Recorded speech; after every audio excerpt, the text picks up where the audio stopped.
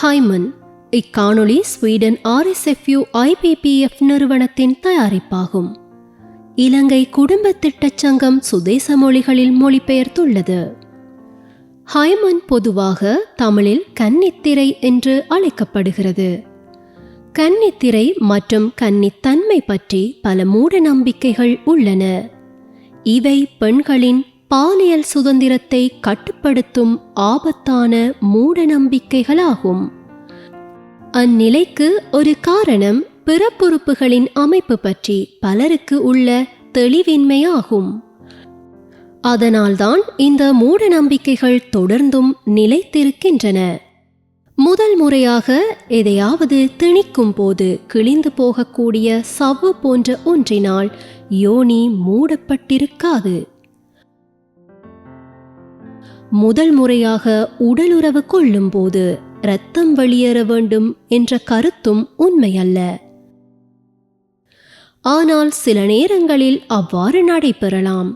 அப்படியாயின் அந்த விடயத்தில் என்ன நடக்கின்றது?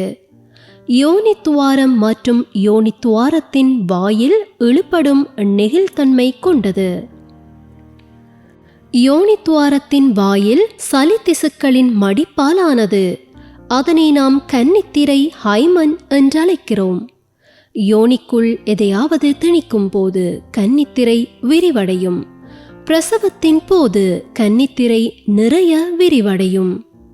உடல் உறுப்புகள் ஒருவருக்கொருவர் மாறுபடுவது போல யோனியில் அல்லது கன்னித்திரையில் இருக்கக்கூடிய சளி திசுக்களின் மடிப்பும் அதன் தோற்றமும் ஒருவருக்கொருவர் வித்தியாசப்படும்.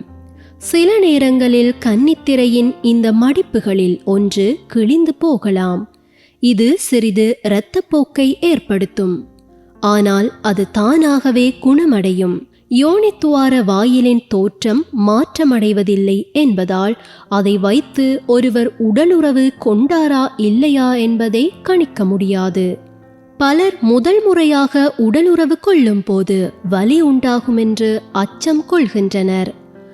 பாலியல் உறவில் திருப்தியடைய நீங்கள் பாலியல் ரீதியாக தூண்டப்பட வேண்டும் மற்றும் உடலுறவு ஆர்வம் கொள்ள வேண்டும். அவ்வாறு நிகழும் போது யோனி ஈரமாகவும் விரிவடைந்தும் இருக்கும். நீங்கள் பதட்டம் மற்றும் உடலுறவில் நாட்டம் கொள்ளாத நிலையில் இருந்தால் அது உடலுறவின் போது உங்களுக்கு வலி அல்லது அசௌகரியத்தை ஏற்படுத்தும். இது யோனியில் கீறல்களை ஏற்படுத்தக்கூடும். அது வலி மற்றும் இரத்தப்போக்கை ஏற்படுத்தும். முதல் முறை உடலுறவு கொள்ளும் போது மட்டுமின்றி 100வது முறை உடலுறவு கொள்ளும் போதும் அவ்வாறு நிகழலாம். பூப்படையும் போது யோனித்துவாரத்தின் வாயில் விரிவடைவதுடன் நெகிழ்தன்மை கொண்டதாக மாறும். வயது செல்ல செல்ல உங்கள் யோனி நெகிழ்ச்சி குறைகிறது. உங்கள் யோனியின் சளிச்சவ்வில் வறட்சி ஏற்பட்டாலோ அல்லது உடலுறவின் போது வலி ஏற்பட்டாலோ நீங்கள் ஒரு குடும்ப சுகாதாரமாது அல்லது மருத்துவரிடம் ஆலோசனை பெறலாம். பாலியல் பற்றி பல கட்டுக்கதைகள் உள்ளன என்பதை நினைவில் கொள்ளுங்கள். அவற்றை செவிமடுக்க வேண்டாம். அதற்கு பதிலாக உங்கள் உடலை பற்றி அறிந்து கொள்ளுங்கள் அல்லது குடும்ப சுகாதார மாது அல்லது மருத்துவரிடம் ஆலோசனை பெறவும்.